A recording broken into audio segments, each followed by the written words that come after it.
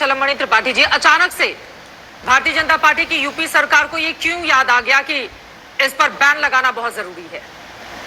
FIR का इंतजार किया जा रहा था सरकार की ओर से, अचानक से याद नहीं आया। अगर कोई व्यक्ति पहुंचते हैं, वो ये बताते हैं कि इस प्रकार की कोई संस्था है जो कि हलाल और बिना हलाल का सर्टिफिकेशन कर रही है, सर्टिफाई कर रही है, उसके लिए 2 लाख से लेके 5 लाख रुपए ले रही है, तो निश्चित तौर पर शुरुआती जांच हुई। शुरुआती जांच में यह पता चला कि इस प्रकार की कोई ऐसी वैधानिक संस्था नहीं है।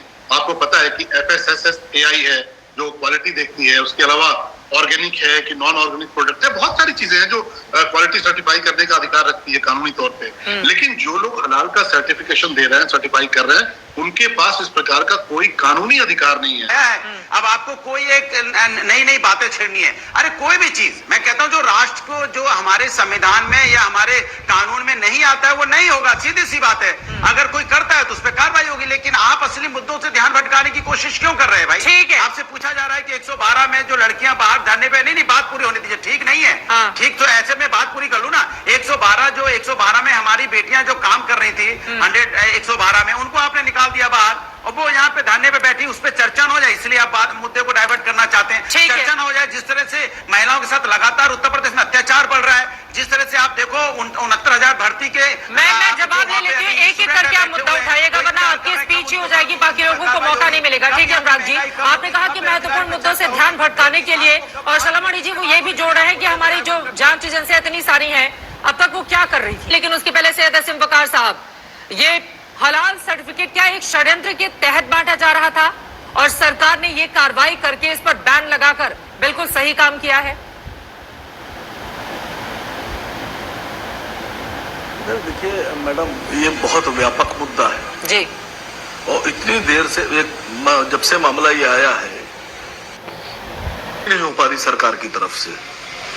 सरकार का कोई प्रवक्ता या सरकार की तरफ से या बीजेपी की तरफ से ये बात क्लियर नहीं हो रही है कि हलाल के खिलाफ है या हलाल सर्टिफिकेट बांटने वाली फर्मों के खिलाफ है। पहले तो ये क्लियर कीजिए ना। मुझे लगता है कि योगी जी भी हलाल खाने के खिलाफ नहीं है। मुझे लग रहा है कि जो कंपनियां अनरजिस्टर्ड हैं, जिनका कोई बेस नहीं है, उनके खिलाफ बात हो रही है। देखिए, मेरा अपना मानना यह है कि जितनी चीजें वेजिटेरियन हैं उनमें हलाल की जरूरत नहीं है। वो चीजें जो खाने वाली हैं और वेजिटेरियन है, लेकिन उसके अंदर कहीं से नॉन वेज इस्तेमाल हो गया, चर्बी इस्तेमाल हो गई या कोई और चीज इस्तेमाल हो गई, तो उसको जरूरत है। मैं समझता हूं पूरी दुनिया में हर धर्म को जरूरत है।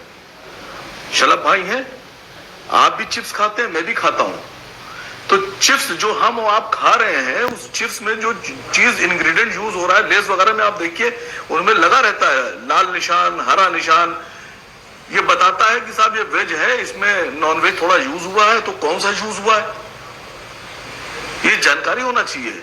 देखिए, कोई भी, मैं समझता हूं मुसलमान पूरी दुनिया में, मैं अपने लिए कह रहा हूं, और कोई भी हिंदू ऐसा नहीं होगा हिंदुस्तान में जो ये कहे कि साहब हम हराम चीज या खराब चीज खा लें।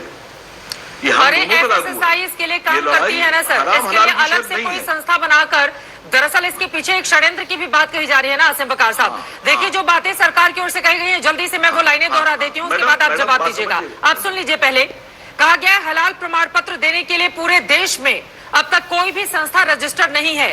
हलाल का इस्तेमाल मीट के लिए हुआ करता था।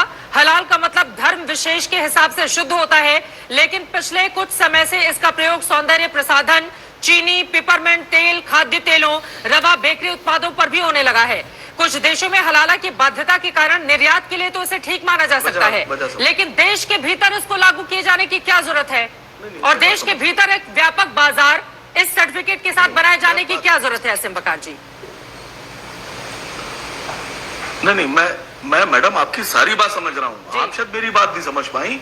मैं बहुत ही वाजे तौर पे बता रहा हूँ। देखिए, आपने कहा सौंदर्य प्रसाधन, मैं इस्तेमाल नहीं करता हूँ, महिलाएं करती हैं, लेकिन जहां तक मेरी जानकारी है कि कुछ ऐसे सौंदर्य प्रसाधन, कुछ चीजें हैं जिनमें चर्बी का इस्तेमाल है या एनिमल्स की कुछ चीजें मिलाई जाती हैं, तो उसकी जानकारी हमारे गैर मुस्लिम हिंदू भाइयों को भी होना चाहिए कि अगर ये इसमें कोई ऐसी नॉन वेजिटेरियन चीज मिलाई गई है तो क्या मिलाया गया है, क्या यूज करने है लायक या यूज करने लायक नहीं है।